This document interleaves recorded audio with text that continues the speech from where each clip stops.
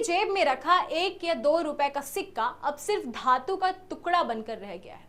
मऊगंज में लंबे समय से लोग इसी परेशानी का सामना कर रहे थे। बाजार में वैध सिक्कों से भुगतान करने पर कई दुकानदार उन्हें लेने से इनकार कर देते हैं। अब इस पूरे मामले पर प्रशासन ने सख्त रुख अपनाया है। कलेक्टर ने साफ चेतावनी दी है कि भारतीय रिजर्व बैंक के वैध सिक्के लेने से मना करने वालों के खिलाफ सख्त कार्रवाई की जाएगी।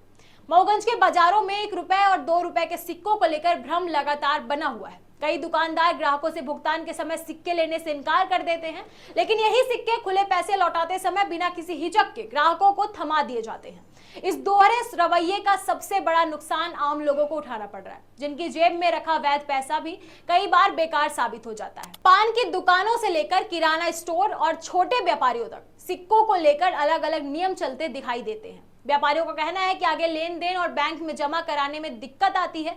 इसी वजह से छोटे मूल्यों के सिक्कों को लेने से बचा जाता है, जिससे रोजमर्रा के छोटे लेन देन प्रभावित हो रहे हैं।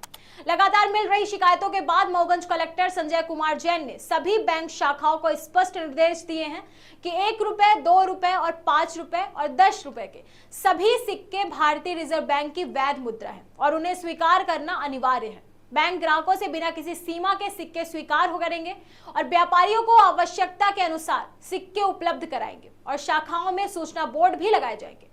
कलेक्टर ने साफ कर दिया है कि यदि कोई बैंक, व्यापारी या अन्य व्यक्ति वैध सिक्के लेने से इनकार करता है तो उसकी शिकायत मिलती है तो उसके खिलाफ नियमानुसार कार्रवाई की जाएगी। ये कुछ समय पहले मुझे ऐसी जानकारी प्राप्त हुई थी कि बैंक द्वारा भी कुछ 2 रुपए और 5 रुपए 10 के सिक्के जो नहीं लिए जा रहे थे, तो लीड बैंक मैनेजर के माध्यम से हमने निर्देश जारी किया था कि बैंकों में ये लिए जाएं। किसी भी प्रकार का कोई अगर ऐसी में शिकायत प्राप्त होती है कि बैंक द्वारा नहीं लिए जा रहे हैं या किसी व्यक्ति के द्वारा नहीं लिए जा रहे हैं, तो उस पर हम विधिवत भारतीय करेंसी का जो है उसका अपमान के तहत जो धारा के तहत प्रकरण पंजीबद्ध कराएंगे।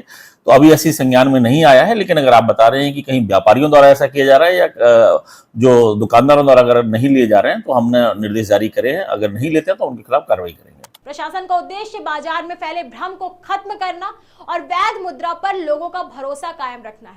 भारतीय रिजर्व बैंक पहले ही स्पष्ट कर चुका है कि 1 रुपए, 2 रुपए, 5 रुपए और 10 रुपए के सभी सिक्के पूरी तरह वैध हैं। ऐसे में बड़ा सवाल यही है कि जब सिक्का कानूनी रूप से मान्य है तो बाजार में उसे स्वीकार करने में हिचक क्यों? अब देखना होगा कि प्रशासन की सख्ती इस भ्रम को खत्म कर पाती है या नहीं।